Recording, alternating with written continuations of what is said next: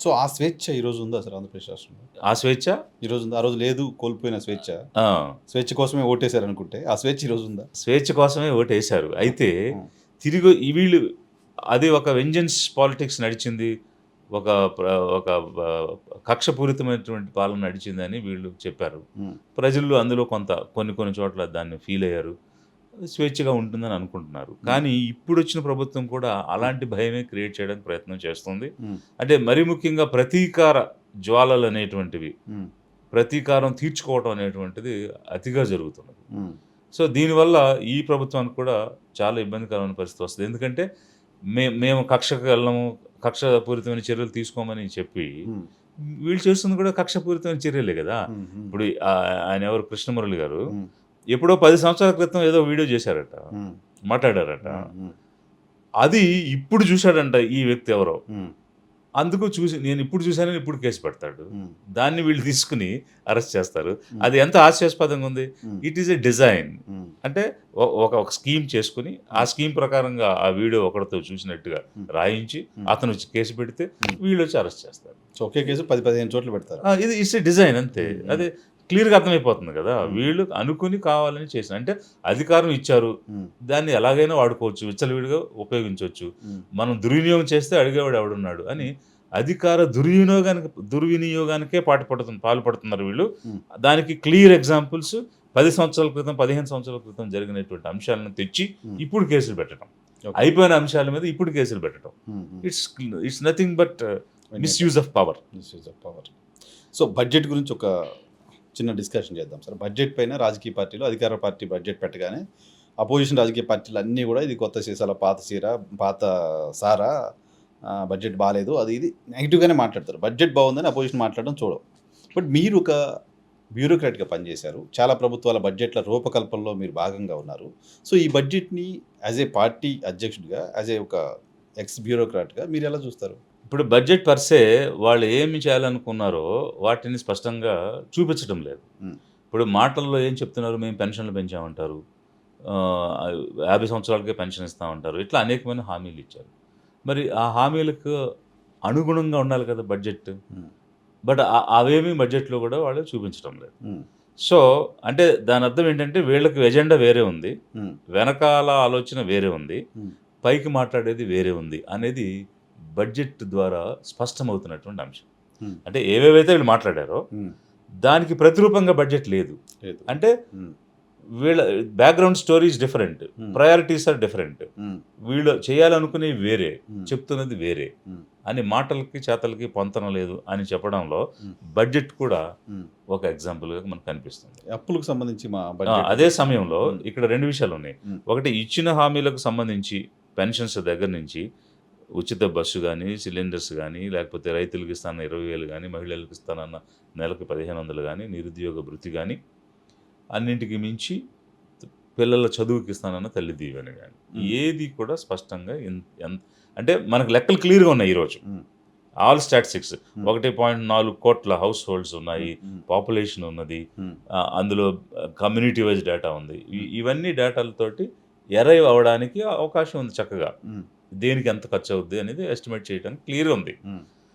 అవి ఉన్నా కూడా అవి పెట్టడం లేదని ఒకవైపు అయితే, హ్మ్. ఇక్కడ ఇంకొక విషయాన్ని కూడా ప్రస్తావించాలి. ఏంటంటే, ఒక సబ్ ప్లాన్ అనే దాన్ని 2011లో చట్టం చేశారు. అవును. చేసి షెడ్యూల్ ట్రైబ్ పాపులేషన్ బేసిస్‌గా హ్మ్. 15+6% ఎయిర్‌మార్క్ చేసి ఆ నిధులు వీరికే ఖర్చు పెట్టాలనేటువంటిది జీవో కాదు, అది చట్టం. చట్టం అది. ఆ! అయితే చట్టాన్ని కూడా యథేచ్ఛగా ఉల్లంఘన చేస్తూ ఉన్నారు. హ్మ్. ఒక చిన్న ఎగ్జాంపుల్ చెప్తా మీకు. యావరేజ్‌గా 2,00,000,00,000 ఇయర్లీ బడ్జెట్ అనుకుంటే, హ్మ్. లాస్ట్ 10 ఇయర్స్ రాష్ట్రం విడిపోయినాక 20,00,000 క్రోర్స్. హ్మ్. 20,00,000 క్రోర్స్‌లో పర్ ఇయర్ 21% 15+6% హ్మ్. అంటే 4,00,000 కోట్లు. హ్మ్. 2,00,000 కోట్లు 10 సంవత్సరాలకి 20,00,000 కోట్లు అయితే, హ్మ్. వీరికి రావాల్సింది 4,00,000 చిల్లర కోట్లు రావాలి. హ్మ్. మరి 4,00,000 కోట్లు ఎస్సీ, ఎస్టీలకి ఖర్చు పెట్టారా? ఈ ఎక్కడ ఖర్చు 10 పెట్టలా. హ్మ్. ఖర్చు పెట్టుంటే ఈరోజు మీరెళ్లి గ్రామాల్లో చూడండి. హ్మ్. పూరి గుడిసెలో నివసిస్తున్నారు యానాది కుటుంబాలు. హ్మ్. నేను యాత్రలో చూశాను. హ్మ్. మినిమమ్ హౌసింగ్ లేకుండా అంటే 75 ఇయర్స్ ఆఫ్ ఇండిపెండెంట్ ఇండియాలో హ్మ్. నివసించడానికి ఇల్లు లేకుండా పాములతో, కుక్కలతో, పిల్లులతో కలిపి కాపురం చేస్తున్నారు అని అంటే ఇంతకంటే దయనీయమైనటువంటి పరిస్థితి ఏంటి? కనీసం మీ వాటాగా ఇస్తాము అన్న నిధులు కూడా వారికి ఇవ్వకుండా, ఖర్చు పెట్టకుండా, చట్టసభలే చట్టాన్ని చేసిన వాళ్ళే చట్టాన్ని అతిక్రమిస్తున్నారంటే మరి ఈ ధైర్యం ఏంటి అనుకోవాలి? ఏ ధైర్యంతో ఈ పనులు చేస్తున్నారు అనుకోవాలి? కేవలం లంచం ఇచ్చి ఓటేయించుకోవచ్చు, డబ్బులు ఇచ్చి ఓటేయించుకోవచ్చు. కాబట్టి ఏమి ఇచ్చినా ఇవ్వకపోయినా ఆ రోజుకి జరిగిపోద్ది. ఇప్పుడు 5 సంవత్సరాలు వెల్ఫేర్ అని చెప్పేసి బటన్ నొక్కుతూ గత ప్రభుత్వం పనిచేసింది. సో మేము ఒక్కసారి కూడా బటన్ నొక్కడం మానేయలేదు.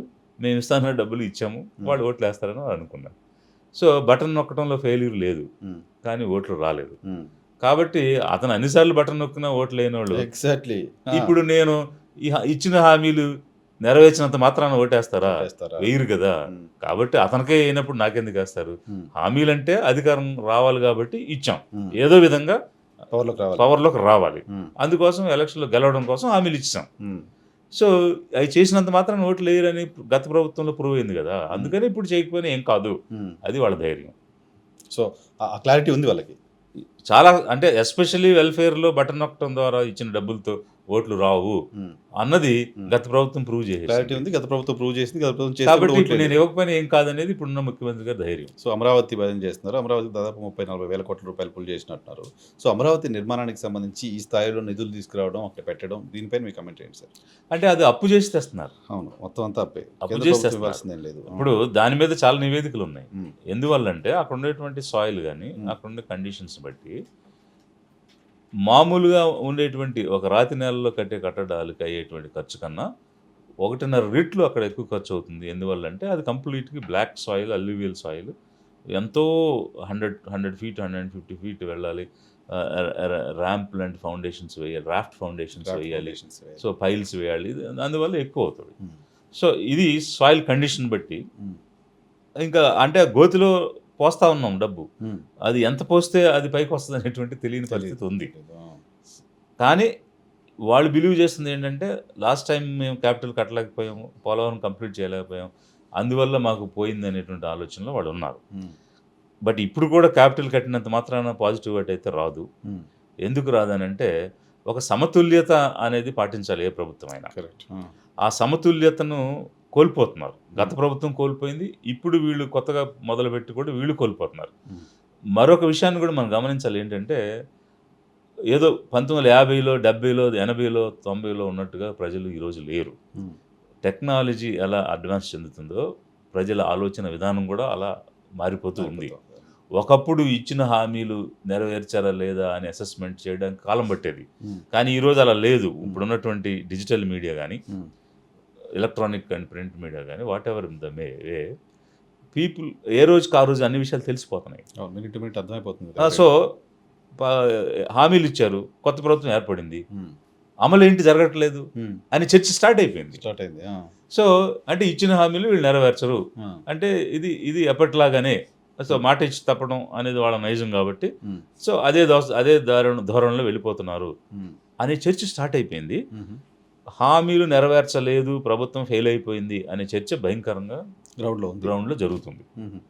ఇది ఎటు దారి తీస్తుంది, ఆ నెగిటివ్ ఎటువైపు వెళ్తుంది అనే దాని మీద ఇంకా స్పష్టత లేదు. కానీ ప్రభుత్వం మీద ఉండాల్సిన పాజిటివిటీ అయితే లేదు, అది క్లియర్గా తెలిసిపోతుంది. సో జనసేన అధినేత పవన్ కళ్యాణ్ గారు ఆయన ఈ హామీలన్నిటికీ నాది పూచి మేము ఇస్తామని చెప్పి మాట్లాడారు. సో జనసేన పైన కమెంట్ ఏంటి? జనసేన ఎందుకు ఆ హామీల అమలు అంశంలో రోల్ తీసుకోవట్లేదు? చంద్రబాబు నాయుడు గారు గతంలో హామీలు ఇచ్చారు, అమలు చేయలేదనే పేరు ఉందేమో, బట్ జనసేనకి లేదు కదా. జనసేన ఫస్ట్ టైం పవర్లో వచ్చింది, ఎందుకు జనసేన అలా?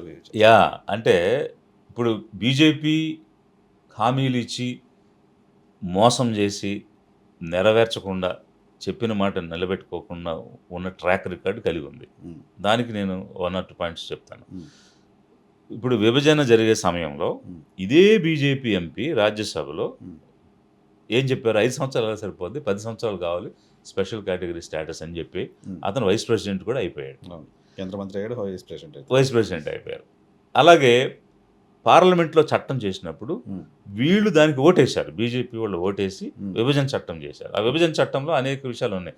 అనంతపూర్లో యూనివర్సిటీ కానీ, దుగ్గరాజపట్నం పోర్టు కానీ, వాల్తేరు రైల్వే డివిజన్ కానీ, ఈవెన్ అమరావతి కట్టడానికి నిధులు కూడా. ఆ అమరావతికి నిధులు కానీ, కడపలో పోలవరం. ఉక్కు స్టీల్ ఫ్యాక్టరీ కానీ, ఉమ్, ఇట్లాంటివి అన్నీ కూడా ఇచ్చారు. ఉమ్, వీళ్ళు సంతకం పెట్టిన వాళ్ళు వీళ్ళందరూ. ఉమ్, మరి వాళ్ళు పార్లమెంట్లో చేసిన అత్యున్నతమైనటువంటి చట్టసభలో చట్టం చేసి ఉమ్, 10 సంవత్సరాలు అధికారంలో ఉండి ఉమ్, తెలుగు ప్రజలను నిలువున దోపిడీ చేశారు, మోసం చేశారు. ఉమ్, సో అలాంటి మోసం బీజేపీ చేసిన ట్రాక్ రికార్డు కలిగి ఉండి ఈరోజు స్టీల్ ప్లాంట్ను కూడా, అంటే కడపలో కొత్తగా స్టీల్ ప్లాంట్ అనేది దేవుడికి తెలుసు, ఉమ్, కానీ ఉన్న స్టీల్ ప్లాంట్ను కూడా తీసేయడానికి సిద్ధమై దాన్ని అమ్మకానికి పెట్టారు. ఉమ్, అసలు అంటే ఇప్పుడు నువ్వు తిండి పెడతానని చెప్పి తిండి పెట్టలేదు సరిగదా, ఉమ్, నోటి దగ్గర ఉన్న కూడిని కూడా తీసేస్తుంది బీజేపీ. ఉమ్, ఎస్పెషల్లీ ఆంధ్ర రాష్ట్ర ప్రజల ఏడల ఉమ్, ఆ ధోరణి 10 సంవత్సరాలుగా చూపించింది. ఉమ్, స్పెషల్ ప్యాకేజ్ కేటగిరీ ఇవ్వలేదు, ఉమ్, ప్యాకేజ్ అని చెప్పి అది ఇవ్వలేదు, అమరావతికి నిధులు ఇవ్వలేదు, ఉమ్. జగరాజపట్నం పోర్ట్ ఇవ్వలేదు, వెనకబడిన స్టీల్ జిల్లాలకు. ప్లాంట్ పెట్టలేదు, ఉమ్, వెనకబడిన జిల్లాలకి బుందేల్ఖండ్ టైప్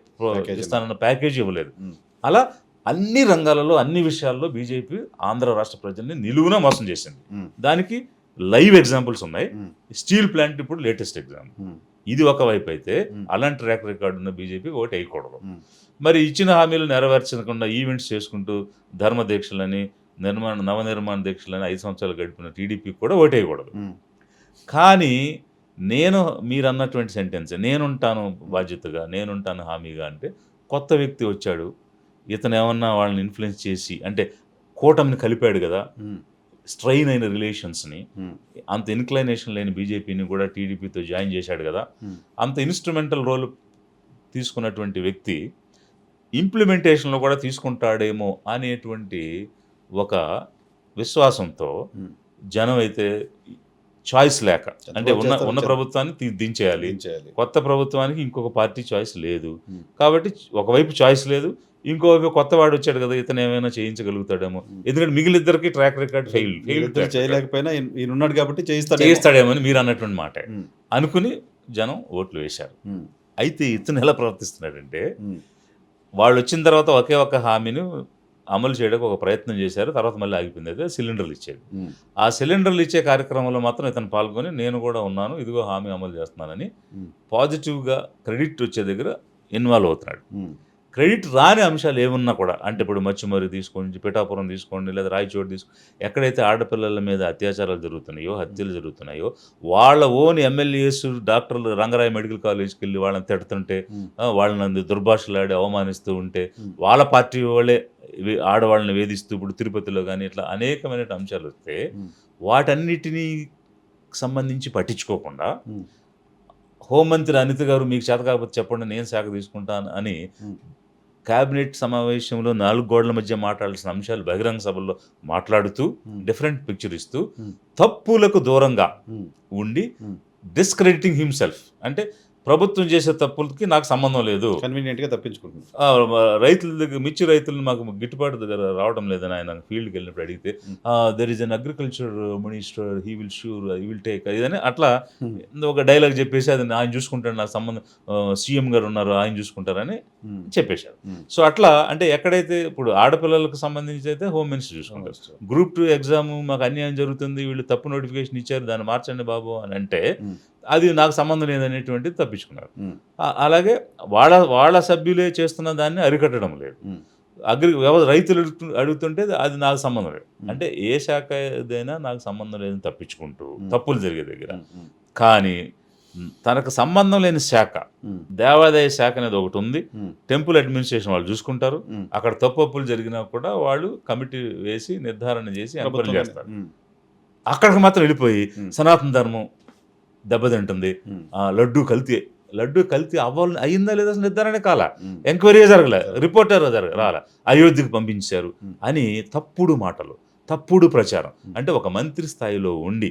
ఉమ్, మాట్లాడే ప్రతి మాట విలువైంది అయి ఉండాలి అని, మనం ఇచ్చే ప్రతి సమాచారం ఆథెంటిక్గా ఉండాలి అని కలెక్టివ్ రెస్పాన్సిబిలిటీ క్యాబినెట్లో ఉన్నటువంటి వ్యక్తికి ఉంది. ఉమ్. రాజ్యాంగపరంగా వారు చేసినటువంటి ప్రమాణ స్వీకారం ఏముంది అంటే, ఏ సమాచారాన్ని అయినా నాకు తెలియవచ్చినటువంటి సమాచారం ఏదైనా నా అధికార విధులు నిర్వర్తించడానికి ఉపయోగిస్తానే తప్ప ఉమ్. ఎక్కడా కూడా నేను దీన్ని చెప్పను, ప్రస్తావన చేయను అని ప్రమాణం చేసి, ఉమ్, కనీసం ఎంక్వైరీ కూడా జరగని అంశం మీద ఉమ్. లక్షల కొలది లడ్డూలు, వేల లడ్డూలు కల్తీ చేసి అయోధ్యకు పంపించేశారని ఒక బాధ్యతాయుతమైనటువంటి పదవిలో ఉన్న వ్యక్తి Hmm. కామెంట్ చేస్తాడు, అది కూడా తన మంత్రిత్వ శాఖకు సంబంధించింది కాదు.